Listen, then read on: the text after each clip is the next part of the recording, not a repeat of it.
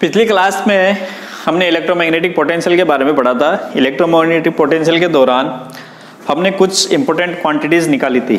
अब उस क्वांटिटीज में हमने एक तो डीएलेम्बर्ट ऑपरेटर्स निकाला था, डीएलेम्बर्ट ऑपरेटर जिसको हम डेल्टा से रिप्रेजेंट कर रहे थे, ठीक है। डेल्टा स्क्वायर ये था del square minus mu naught epsilon naught del two by del T square. ये तो होता है आपका डीएलेम्बर्ट ऑपरेटर। इसके अलावा हमने एक कंडीशन देखी थी, जब उसको दो तरह की हमने इक्वेशन निकाली थी, एक तो विद रेस्पेक्ट टू ए, एक विद रेस्पेक्ट टू फाई। उस चीज में हमने एक कंडीशन लगाई थी, लॉरेंज कंडीशन, ठीक है। वो लॉरेंज कंडीशन क्या थी हमारे पास, del dot A plus mu naught epsilon naught del phi by del t equal to 0।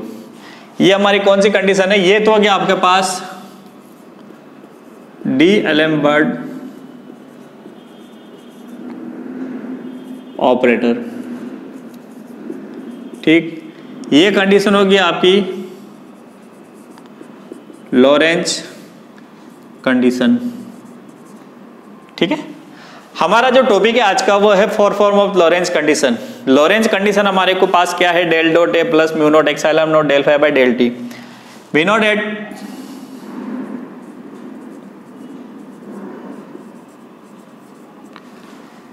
Mu naught epsilon naught बराबर क्या है, 1 बाई सी स्क्वायर। इसका मान क्या होता है, 1 बाई सी स्क्वायर, ठीक है। इसका मान क्या हो गया आपके पास, 1 बाई सी स्क्वायर। नाउ ये आपकी होगी equation number 1, equation number 2, equation number 3। हमने वहां जो भी इक्वेशन लिखी वो ठीक है। तो डेल का मान क्या हो गया, del by del X iota plus del by del Y plus del by del Z, ठीक है। Dot A X I plus A Y J plus A Z K plus, नीचे लिख देता हूं इसको, प्लस 1 बाई को क्या लिख देंगे, 1 by C square del two by del T square, del two by del T square, नहीं डेल बाई डेल टी। ये आपके पास इक्वेशन होगी बराबर 0। इसको सॉल्व करेंगे तो ये हो गया del A X by del x plus del A Y by del Y plus del A Z by del Z plus 1 upon C square del by del T बराबर 0। Equation number 4। अब x तो A1 हो गया, ए Y हो गया, ए Z A Y हो गया, ए Z और ए वाई ए2 और ए जेड क्या हो गया, ए3 हो गया। अब हमें पता है एक्स का मान क्या होता है x1, y का मान क्या होता है x2 और z का मान क्या होता है x3। अब हमें यहाँ पर मान लाना है x4 का। x4 का मान क्या होता है हमारे पास, हमने पहले सोल्व किया था इसको। x4 का जो मान है वो क्या होता है ICT। तो ये जो नीचे वाली टर्म्स है हमारी, इस नीचे वाली टर्म्स को किस फॉर्म में लाना पड़ेगा हमें, पहले ICT के फॉर्म में। तो हम इसको लिखेंगे फ्रॉम इक्वेशन 4। इक्वेशन 4 से क्या हो जाएगा, del A x upon del x plus del A y upon del Y plus del A z upon del Z plus इसको लिख सकते हो आप 1 upon del iota c t c. इस फॉर्म में लिख सकते हो इसको बराबर 0। आयोटा से तो आयोटा कैंसिल हो गया, ठीक। सी बाई सी स्क्वायर हो गया डेल टी, तो आयोटा सी टी हो गया। आयोटा सी टी का मान क्या है, we note eight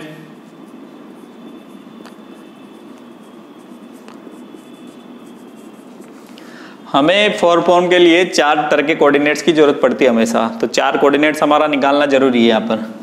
we know date x बराबर क्या है x1, x2 बराबर y बराबर x2, z बराबर x3 और आयोटा सी डी बराबर क्या होगा x4। तो इस इक्वेशन को हम लिख सकते हैं del a1 upon del x1, ठीक, plus del a2 upon del x2 plus del a3 upon del x3 plus del a4 upon del x4 बराबर 0। Equation number 5, equation number 6। Now from equation 5 and 6, equation 5 और 6 का जब हम देखेंगे तो 5 और 6 के अंदर देखो आप यहाँ पर ax की जगह तो हमने क्या लिख दिया a1, तो a1 बराबर हो गया आपके पास ax, a2 बराबर हो गया ay, a3 बराबर क्या हो जाएगा az, ओके। और a4 का मान जो हमारे पास है वो क्या हो जाएगा आयोटा बाई सी फाई। तो हमारे जो 4 वेक्टर हैं पोटेंशियल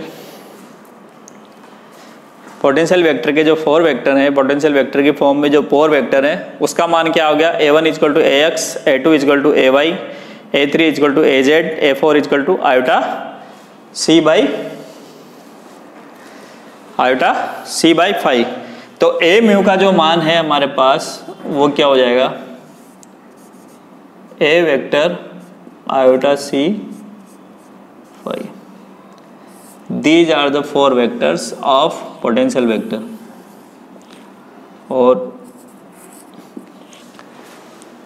और this is the 4 form of Lorentz condition। तो हमारे पास इलेक्ट्रोमैग्नेटिक जो वेक्टर है आपका इलेक्ट्रोमैग्नेटिक पोटेंशियल वेक्टर उसकी 4 फॉर्म आ गई A mu equal to a comma iota c phi. जो a का मान है वो फर्स्ट 3 वेक्टर है और जो आयोटा सी फाई है वो कौन सा वेक्टर है 4th वेक्टर है। तो इस चीज को आप देख लो एक बार ध्यान से। हमें 4 फॉर्म में कन्वर्ट करने के लिए सबसे पहले ये जो टर्म्स हमारे पास दे रखी है, हमारे पास लोरेंज कंडीशन है ये वाली, इस लोरेंज कंडीशन को हमने कन्वर्ट किया इस फॉर्म के अंदर। डेल का मान हमें पता है और ए वेक्टर का मान क्या होगा ax i ay j az k।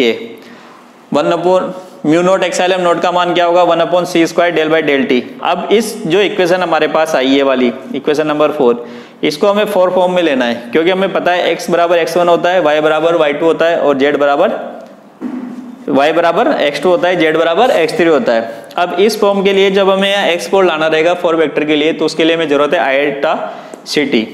तो उसको कन्वर्ट करने के लिए हम क्या करेंगे यहाँ पर आयोटा से ऊपर नीचे मल्टीप्लाई कर दिया।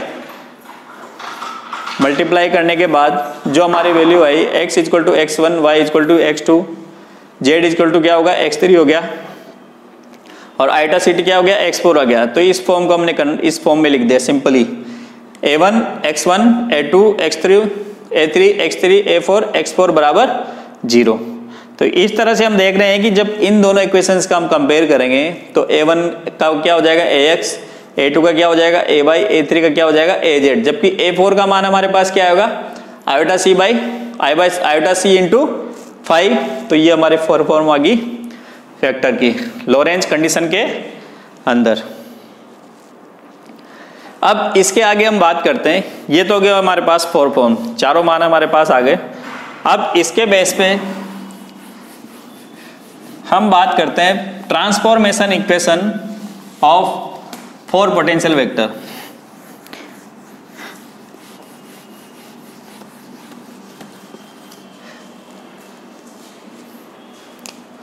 Transformation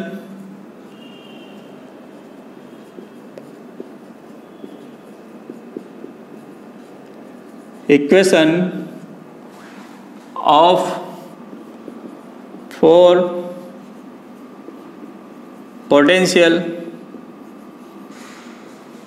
vector.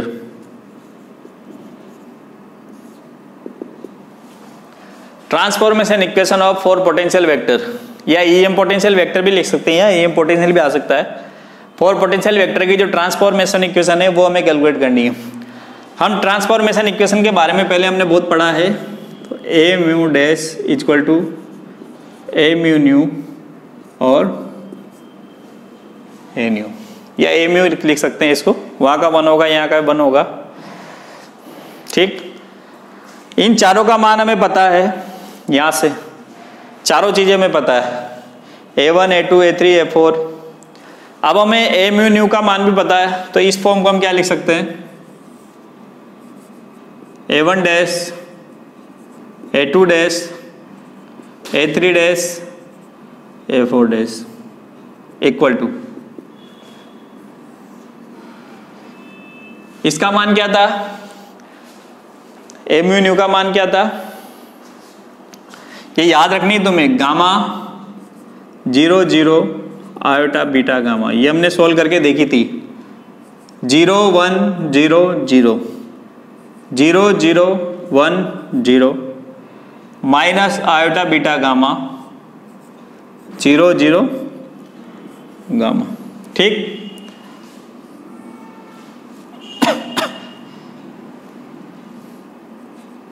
A1 A2 A3 A4, A1 A2 A3 A4 चारों इक्वेशंस आपके पास नहीं, यहां पर डैश लगाओ। अब हमें इस इक्वेशंस को सोल्व करना है यहां से। ठीक है, ट्रांसफॉर्मेशन इक्वेशन के लिए हमें इस इक्वेशन को सोल्व करना है। तो इसको सोल्व करेंगे तो क्या हो जाएगा, यहां पर देखो आप पहले वाली से, A1 dash equal to gamma A1 plus iota beta gamma A4। ठीक है, ठीक है, हमारे पास वैल्यू। अब हमारे पास A1 का मान क्या है, AX, तो ये हो गया आपके पास AX dash equal to, gamma तो कॉमन हो गया, A1 का मान क्या हो जाएगा, AX plus iota beta, A4 का मान क्या हो जाएगा, आयोटा C5। ठीक है, तो इसको सोल्व करेंगे तो क्या हो जाएगा, AX dash equal to gamma AX minus beta by C5। किसी जगह आपको आंसर में ये क्वांटिटी भी मिल सकती है, AX बराबर AX डैश बराबर gamma AX minus beta by C। We know date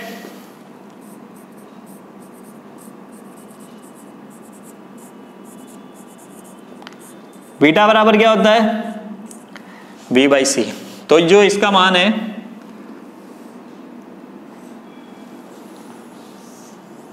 ये वैल्यू हमने इसलिए यहां पर रख रखी है कि हमारे को कैलकुलेशन में दिक्कत नहीं आए। तो इसको वैल्यू को रखेंगे तो क्या हो जाएगा, AX dash equal to gamma AX minus V by C square 5। तो ये फर्स्ट वेक्टर की ट्रांसफॉर्मेशन इक्वेशन आ गई आपके पास। ठीक है, फर्स्ट वेक्टर की ट्रांसफॉर्मेशन इक्वेशन आ गई आपके पास ये। सेकंड वाले के लिए जब करेंगे तो हो गया आपके पास A2 डैश बराबर A2, मतलब AY dash equal to AY। Third के लिए करेंगे तो A3 dash equal to A3, AZ dash equal to AZ। Okay, now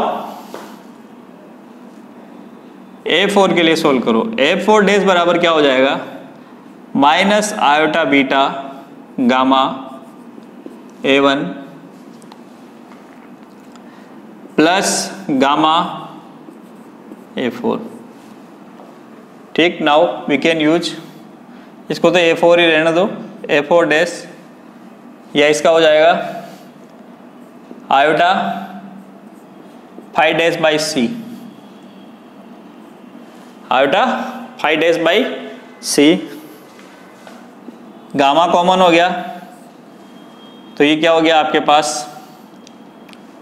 इसको आगे ले जाओ तो ये हो गया iota five by C plus, plus की जगह क्या हो जाएगा minus iota beta A1। Okay, iota से आयोटा तो कैंसिल हो गया,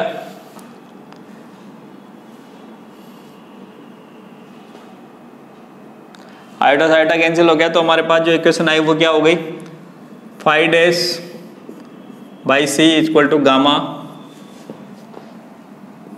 आयोटा, आयोटा तो कैंसिल हो गया, five by C minus beta को क्या लिख सकते हो v बाई सी, A1 को क्या लिख सकते हो AX।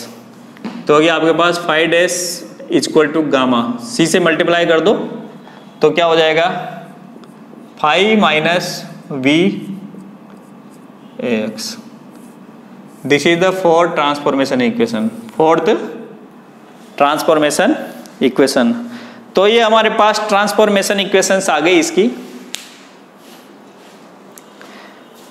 चारों ट्रांसफॉर्मेशन इक्वेशन आ गई। ये इंपॉर्टेंट टॉपिक है, छोटे छोटे टॉपिक तो है लेकिन इंपॉर्टेंट है।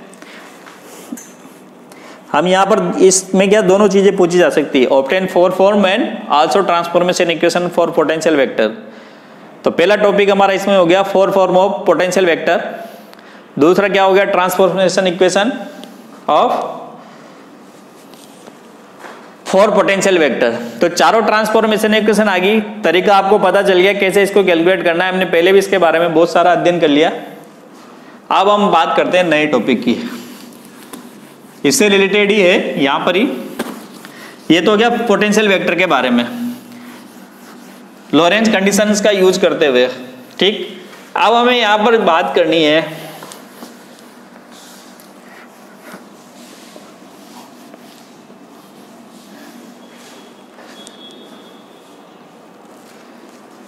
Four form of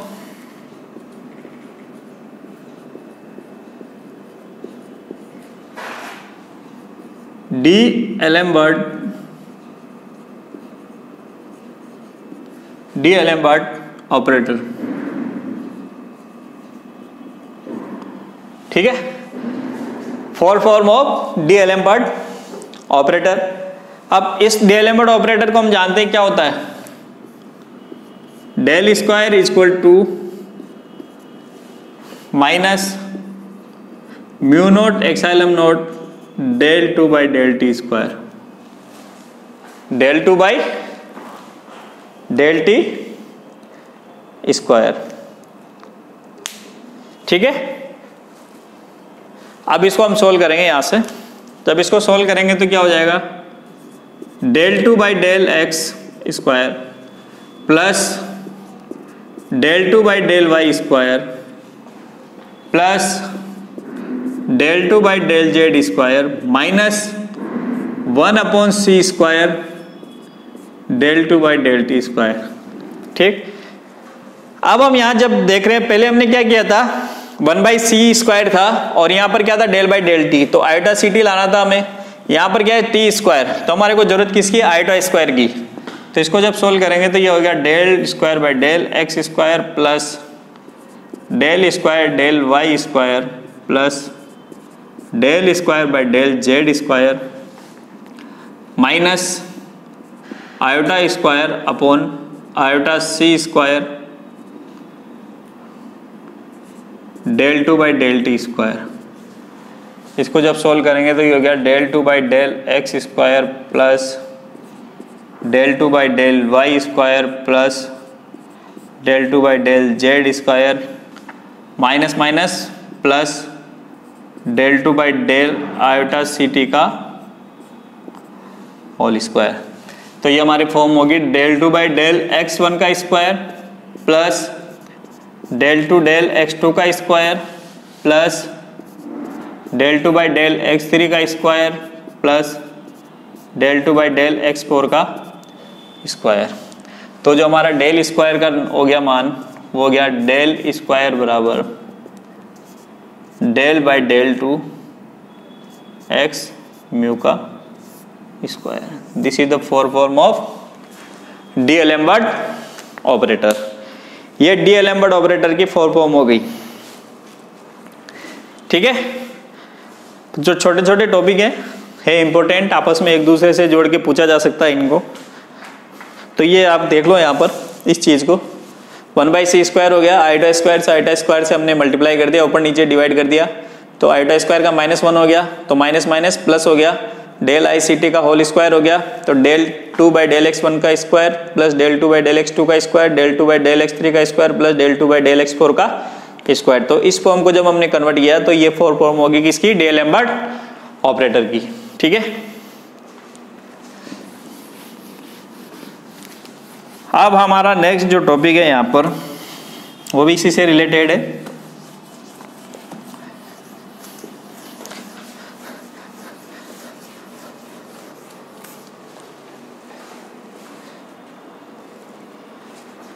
four form of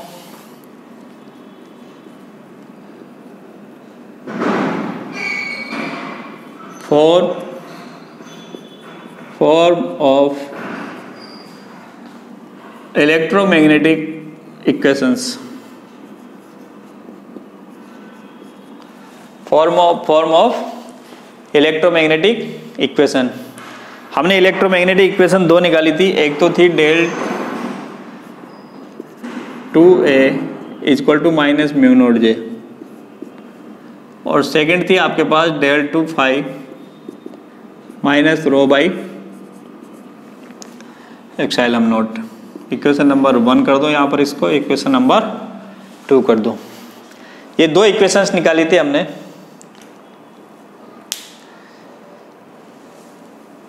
ठीक है, डेल स्क्वायर का मान हमें पता है, तो यहां पर क्या लिख सकते हो आप, डेल स्क्वायर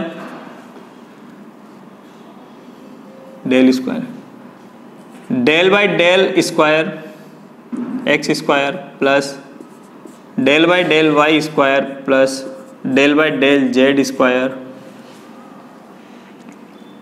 -1/c²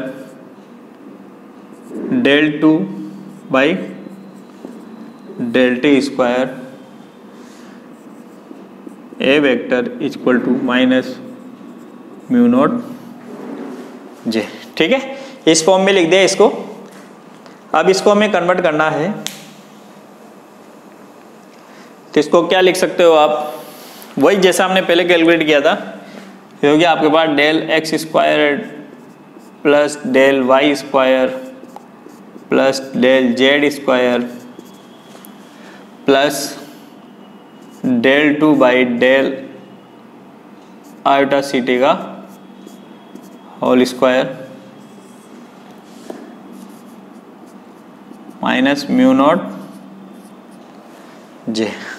ठीक है, तो ये हो गया आपके पास del बाई del x1 का square plus del by x2 का square plus del by del z का स्क्वायर प्लस x3 का x4 स्क्वायर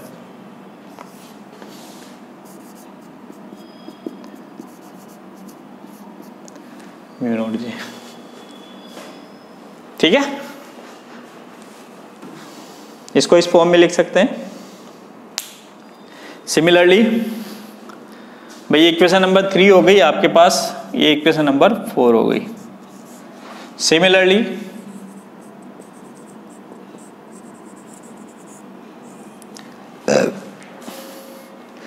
इसी प्रकार से इक्वेशन नंबर 2 को क्या लिख सकते हो आप, सेम चीज होगी, डेल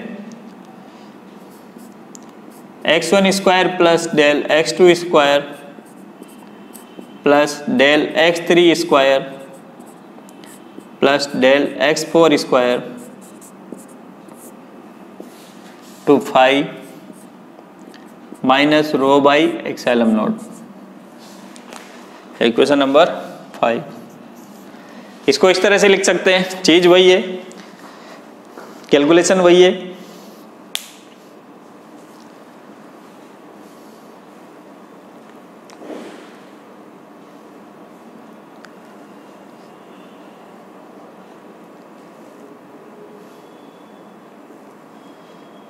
ठीक है। Now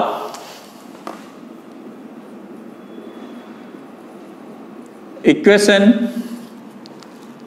5 multiplied by iota by c 5 on both side, iota by c 5 on both side, दोनों तरफ इसको मल्टीप्लाई कर दो तो ये हो गया आपके पास del x square plus del y square plus del z square plus del iota c t का whole square, iota c 5 equal to minus iota c rho by epsilon naught, rho by epsilon note,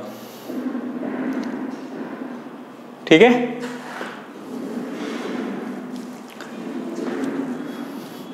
तो ये क्या हो जाता है, ये value क्या होती है A4 हो जाती है, ये वैल्यू क्या है A1 A2 और A3, A1 A2 A3 ए का मान, और ये वैल्यू क्या है A4। Now we know date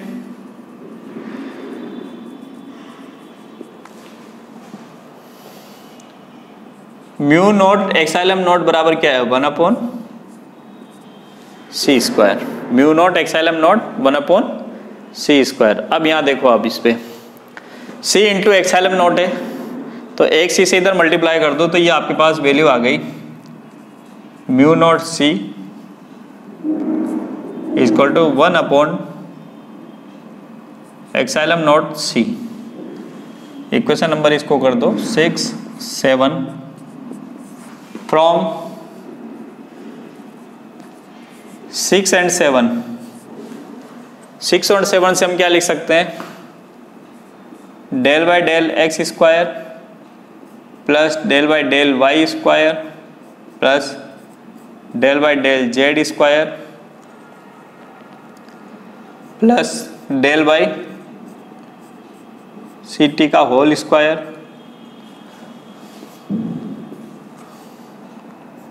iota c 5 equal to क्या हो जाएगा iota mu naught c rho minus equation number 8 iota mu naught c rho. तो ये आपके पास now these equation can be written as from equation 8 equation number 3, equation 3 और equation 4 को जब हम 4 फॉर्म में लिखेंगे तो 4 में हमारे पास इक्वेशन क्या आ जाएगी del by del x square plus del by del y square plus del by del z square plus del two del c t का होल स्क्वायर, ये तो दोनों में सेम है, मल्टीप्लाई विद क्या हो जाएगा ए आयोटा सी 5, ठीक, इक्वल टू